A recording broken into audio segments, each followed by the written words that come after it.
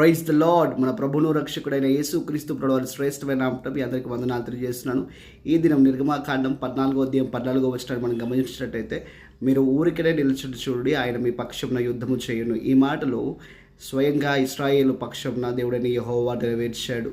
వారు ఎర్ర సముద్రం ముందట బిక్కుబిక్కుమన భయంతో ఉంటుండగా ఆ ఎర్ర సముద్రాన్ని రెండుగా చీల్చి వారికి ఒక మార్గాన్ని తెరిచి ఆ మార్గం గుండా ఇశ్రాయేల్ ప్రజలను నడిపించడం మాత్రమే కాదు, వారి వైరి అలాగే వారి శత్రువు అయినటువంటి ఆగుప్తులను ఆ నీట ముంచినట్టు సంగతి మనకు తెలిసింది. ఉదయకాల సమయం ఏ శత్రువుని గురించి నువ్వు భయపడుతున్నావో, ఏ సమస్య గురించి నువ్వు భయపడుతున్నావో, దాని రోజు నుంచి ఆయన నిన్ను దాటించే సామర్థ్యం గల దేవుడు. అంత మాత్రమే కాదు, నిన్ను వెంటాడి వేధిస్తున్న సమస్యలను ఆయన నీట గలవాడు కూడా. కాబట్టి ఉదయకాల సమయం ఈ మాటలు వింటుండగా ధైర్యం తెచ్చుకో. ఆయన నీ పక్షుడు ఉన్నాడు. నాడున్న దేవుడు నేడు కూడా ఉన్నాడు.